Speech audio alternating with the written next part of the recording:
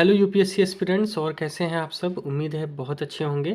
जैसा कि आज हम लोग शुरू करने वाले हैं आपदा और आपदा प्रबंधन। कुल मिला के 5 से 6 क्लास आएगी, उसमें आपदा और आपदा प्रबंधन पूरा कंप्लीट हो जाएगा। विश्वास करिए, इतना ही करना ही, ये पूरा स्टैटिक पोर्शन होगा जो हम लोग कंप्लीट कर देंगे। करंट अफेयर के कोई मुद्दे आएंगे तो उसको भी बीच बीच में चर्चा कर लेंगे, जिससे आपदा और आपदा प्रबंधन से जो हमारा 1-2 क्वेश्चन यूपीएससी पूछती है वो हम आराम से टैकल कर जाएँ। ठीक है, ध्यान रखिएगा, स्टैटिक नोट जरूर बना लीजिएगा क्योंकि ये बहुत इंपॉर्टेंट है। ठीक है, काफ़ी इंपॉर्टेंट है, और इतना ही बनाइएगा, इससे ज़्यादा बनाने की ज़रूरत नहीं है। ठीक है, यूनिट 15 लगती है, ध्यान रखिएगा। आज हमारी 21वीं क्लास है। कौन सी है? 21वीं क्लास है। इसके पहले जो हमने पढ़ा था उसमें यूनिट 1, 2 और 3, हमने 1 और 2, 3 यूनिट तक हमने जीएस पेपर 3 कंप्लीट कर लिया था। आज 15 कर रहे हैं। बीच में यूनिट अभी 4 जल्द ही शुरू हो जाएगी, लेकिन ये सब थोड़े से ऐसे टॉपिक हैं जो थोड़े से अलग हैं जीएस पेपर 3 में, तो इनको हम लोग सेपरेटली ख़त्म कर रहे हैं। ठीक है, तो आराम से ध्यान दीजिएगा, जो हो रहा है बहुत अच्छे से बस कंप्लीट करते जाइए। थोड़ा सा सेपरेट टॉपिक है, इसीलिए शुरू किए। ठीक है, शुरू करें। चलिए, अब देखिए यहाँ पे हम लोग क्या करने वाले हैं, पढ़ने वाले हैं आपदा और आपदा प्रबंधन। तो उसके लिए हम समझ सकते हैं कि आपदा क्या होती है, उसका प्रबंधन क्या होता है। ध्यान रखिएगा, आपदा का मतलब जानते हैं आप सभी, प्राकृतिक या मानवीय घटना जो मानव समुदायों को क्या करती है, भारी क्षति करती है, बहुत ज़्यादा बड़ा लेवल पे नुकसान करती है, उसे हम आपदा घोषित कर देते हैं। ठीक है, जैसे कोविड, तो ये कोविड क्या था, एक आपदा थी। तो प्रकृति अगर कोई नुकसान करेगी तो उसे प्राकृतिक आपदा कहेंगे, मानवीय होगा तो मानवीय आपदा कहेंगे। लेकिन याद रखना है, क्षति कैसी हो, नुकसान कैसा हो, भारी नुकसान हो, तभी उसे आपदा की कैटेगरी में लाया जाता है। प्रबंधन कैसे करेंगे, देखिए हमारे पास जो भी विकल्प हैं उन विकल्प का सबसे बेहतर उपयोग करना ही, या उनके बेहतर उपयोग या उनके बेहतर विकल्प की तलाश करना ही प्रबंधन कहलाता है। अगर ध्यान से देखें तो क्या लिखा है, वे समस्त विधियां जो आपदा पूर्व, ध्यान रखिएगा, आपदा पूर्व व आपदा पश्चात तथा उस आपदा के प्रभाव क्षेत्र में कमी, मानव की क्षति को कमतर करने के लिए किया गया प्रयत्न ही क्या कहलाता है, आपदा का प्रबंधन कहलाता है। हमें यही पढ़ना है कि भैया जो भी आपदा हुई है उसके पहले हमने क्या चीज़ें कर रखी थी कि अगर ऐसा होगा तो हम करेंगे। दूसरा, उसके बाद हमने क्या किया, और मानव की जो क्षति हुई है उसको कैसे कम किया जाए, यही प्रबंधन है। तो ध्यान रखिएगा, प्रबंधन 3 प्रकार के होते हैं। पहला, जब आपदा नहीं हुई थी उसके पहले। दूसरा, जब आपदा हो रही है तो हम लोग क्या कर रहे हैं। और तीसरा, आपदा होने के पश्चात हम लोग क्या कर रहे हैं। ये तीनों बातों पे हमें चर्चा करनी है, इसी को हम क्या कहेंगे, आपदा प्रबंधन। तो अगर कोई पूछे आपदा प्रबंधन का उद्देश्य क्या है, तो 3-4 पॉइंट तो हमें पता होने चाहिए, जिससे हम आराम से उस चीज़ को बता पाएँ। नंबर 1, मानव समुदाय की क्षति को कम करना। सीधी सी बात है, आपदाओं के प्रभाव क्षेत्र को सीमित करना, कि जो हमारा आपदा का प्रभाव क्षेत्र है उसको कम किया जा सके, उसको सीमित किया जा सके। जैसे आप जाते हैं, जंगल की आग लग जाती है ना, जंगल में जब आग लग जाती है तो उसको हम कैसे सीमित करें, मतलब पूरे जंगल में ना फैलने पाए, उस एक क्षेत्र में ही रह जाए, है ना। ये क्या है, सीधी सी बात है, उसका प्रभाव क्षेत्र को कम करना। आगे, जनजीवन को सामान्य बनाना, क्योंकि सीधी सी बात है, क्षति होने से जनजीवन क्या होता है, एक तरह से अस्त व्यस्त हो जाता है, तो उसको सामान्य बनाना ही क्या है, आपदा प्रबंधन का उद्देश्य है। ठीक है, अगर यूपीएससी से कोई क्वेश्चन पूछे ना तो 2-3 पॉइंट वहाँ अच्छे से सम्मिलित कर दीजिएगा। आगे, आपदा पूर्व चेतावनी प्रणाली विकसित करके जन समुदाय को आपदा पूर्व जो आपदाएं हैं उनकी जानकारी दिया जाए। ठीक है, क्योंकि हम ऐसी चेतावनी विकसित कर सकते हैं, जैसे हमें भूकंप के बारे में पता चल जाता है ना, हमें हाई टाइड के बारे में पता चल जाता है, हमें सुनामी अगर हो सकती है तो उसके बारे में पता चल जाता है, मौसम की जानकारी पता चल जाती है कि कहाँ ज़्यादा बरसात होने वाली, कहाँ कम, तो उसकी चेतावनी दे सकते हैं, जिससे क्या हो, जो समुदाय है वहाँ पे रहने वाला वो क्या कर सकें, अपनी कुछ भला या कुछ अच्छी अपनी रक्षा कर पाए। आगे बात करते हैं, जागरूकता के प्रसार से आपदाओं से लड़ने के लिए लोग स्वयं को तैयार कर सकें, इसीलिए भी ज़रूरत पड़ती है किसकी, आपदा प्रबंधन की। ठीक है, कि भैया अगर समय से उनको जानकारी मिल गई तो क्या होगा, लड़ने के लिए स्वयं को तैयार कर पाएंगे उस आपदा से। आगे, आपदा निरोध तंत्र को प्रभावी बनाना, जिससे प्रचंडता एवं बारंबारता को कम किया जा सके। जैसे कहीं कहीं क्या होता है, बहुत ज़्यादा भूकंप आते रहते हैं, या कहीं कहीं क्या होता है, बहुत ज़्यादा लैंडस्लाइड होने लगती है, जैसे हमारे जो भी पर्वतीय क्षेत्र हैं, तो वहाँ पे जो वो चीज़ें बारंबार हो रही हैं या उसकी जो प्रचंडता है उसको कैसे कम किया जाए, यही तो है ना क्या, आपदा प्रबंधन। ठीक है, तो निरोध तंत्र का उपयोग करना बहुत ज़रूरी है, उसको प्रभावी कैसे बनाया जाए, इसी यही क्या है, आपदा प्रबंधन का उद्देश्य है। आगे बात करते हैं, तथा साथ ही आपदाओं के प्रभाव क्षेत्र को भी सीमित करना जरूरी है, क्योंकि हमने ऊपर ही पढ़ लिया।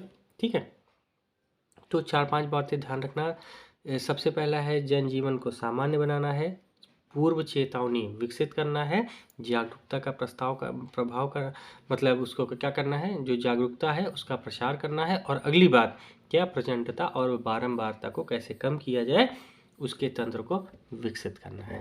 ठीक, तो ये बात रही हमारी क्या, आपदा और आपदा प्रबंधन के उद्देश्य की।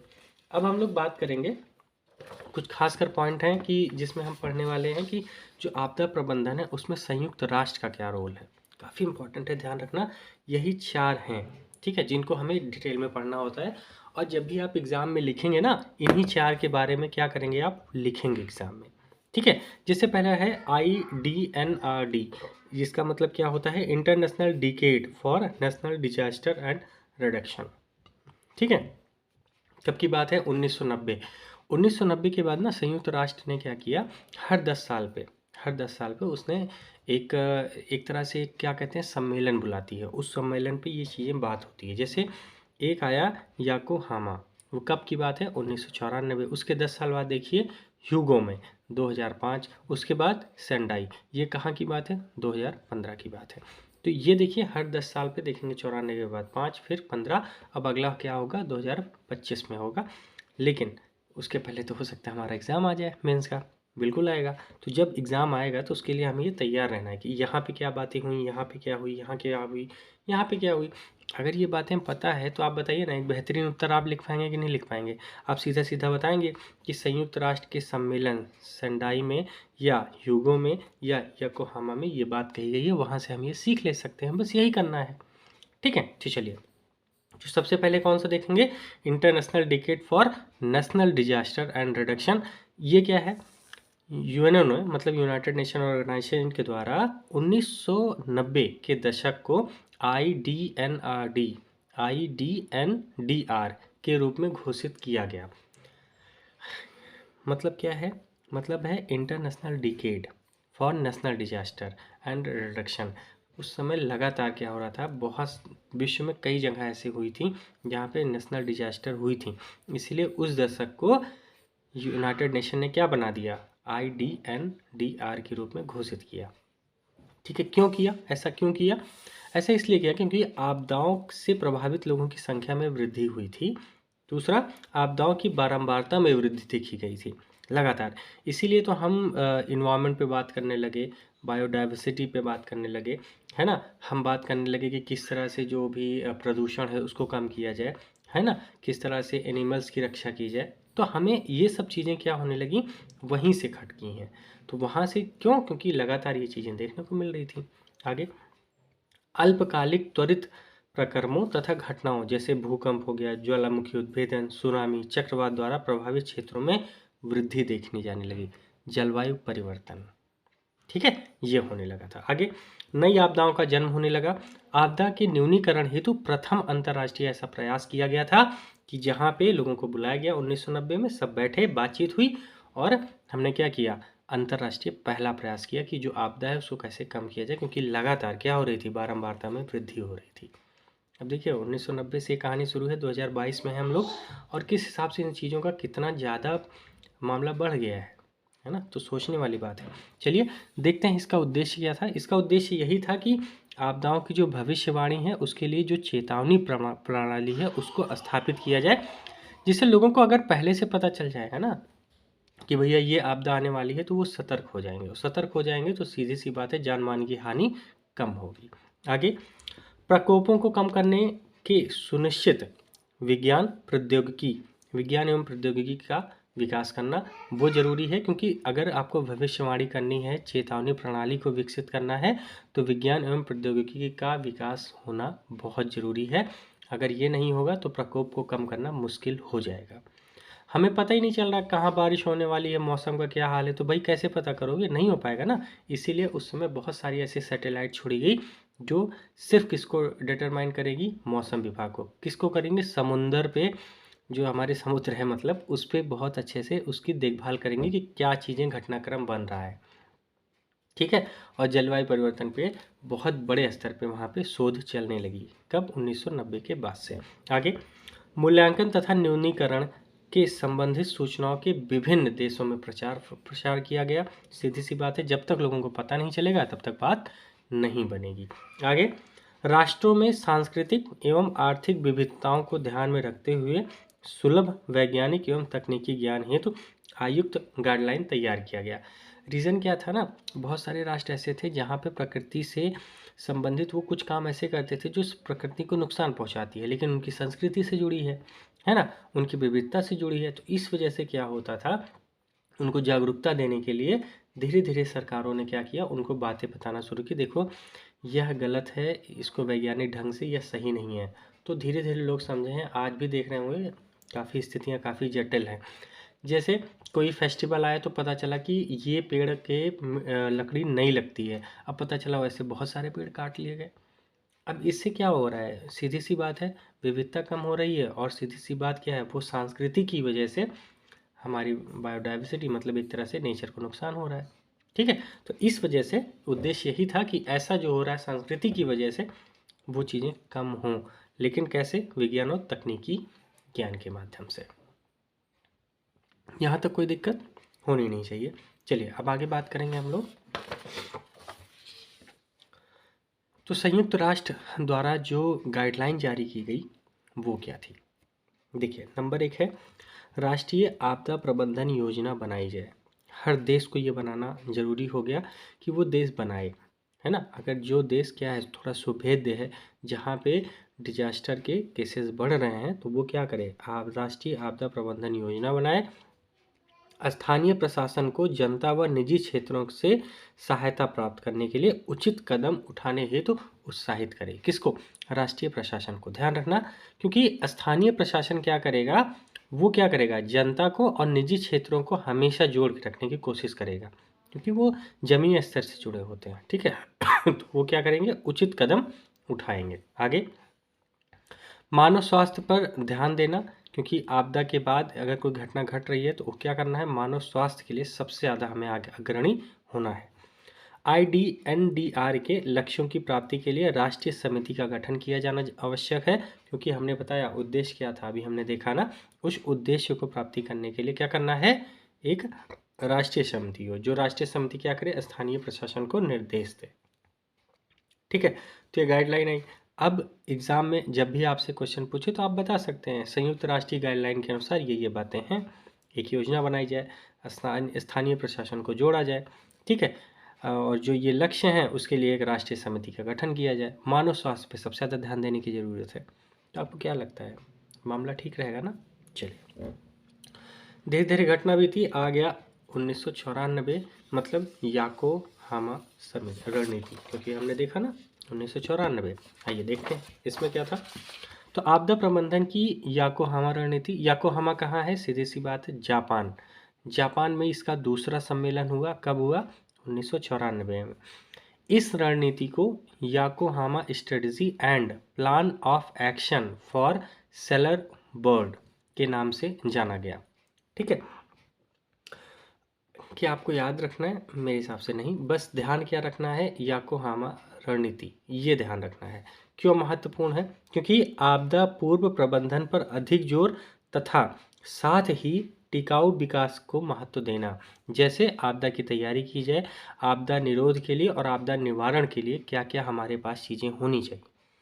अब देखिए, आप यहाँ लिख सकते हैं, याकोहामा रणनीति के तहत हमें क्या करना चाहिए, आपदा के पूर्व प्रबंधन पर अधिक जोर देना चाहिए, साथ ही टिकाऊ विकास पे महत्व देना चाहिए। ऐसी चीज़ों का निर्माण किया जाए जो ज़्यादा लंबे समय तक चलें और आपदा को झेल पाएँ। ठीक है। जैसे आपदा की तैयारी हम पहले से करके बैठें, और आपदा निरोध के बारे में हम हमेशा सोचते रहें, और आपदा के निवारण के बारे में, जैसे भैया आपदा हो गई ना तो उसका निवारण कैसे किया जाए, उससे निपटा कैसे जाए, इसके बारे में। तो ये कौन कहता है, याकोहामा रणनीति। आइए आगे देखते हैं। अतः प्रत्येक राष्ट्र को आपदा प्रबंधन के कार्यक्रमों को शामिल करना चाहिए। साथ साथ ही आपदा पश्चात प्रबंधन में बचाव तथा राहत कार्यों पर अधिक जोर देना चाहिए। बस इतनी बात ध्यान रखनी है, प्रत्येक राष्ट्र को क्या करना है, आपदा प्रबंधन के कार्यक्रमों में शामिल होना ही चाहिए। क्योंकि उसके बाद भी बहुत सारे देशों ने कहा हमारे यहाँ ऐसी कोई दिक्कत नहीं, तो हम अभी ऐसा खर्चा करने के मूड में नहीं है। लेकिन यहाँ पे फिर ये बात दोहराई गई, नहीं भैया हमें करना है, ठीक है। और इसी पे क्या किया गया, जो याकोहामा रणनीति थी उसमें 10 नियम बनाए गए। कितने नियम? 10 नियमों का निर्माण किया गया। और वो 10 नियम कौन कौन से हैं, बहुत इंपॉर्टेंट है, ये ध्यान रखना। ये 10 नियम ना आपकी आपदा प्रबंधन, अगर आप इसको रटे हैं और इसको ध्यान ध्यान में है आपके, तो बहुत अच्छा उत्तर लिख पाएंगे। सबसे पहला क्या है, आपदा जोखिम का आकलन का प्रावधान करना। मतलब जैसे मान लीजिए कि आपको लग रहा है कि यह एरिया सुभेद्य है, मतलब वहाँ पे क्या हो सकता है, घटनाएं घट सकती हैं, तो कितने स्तर तक घटना सकती हैं उसका आकलन पहले से करके रख लीजिए कि भैया इतने लोग रह रहे हैं, ये क्षेत्र है, इतना नुकसान हो सकता है, तो उसका आकलन अगर कर लेंगे तो बेहतर होगा।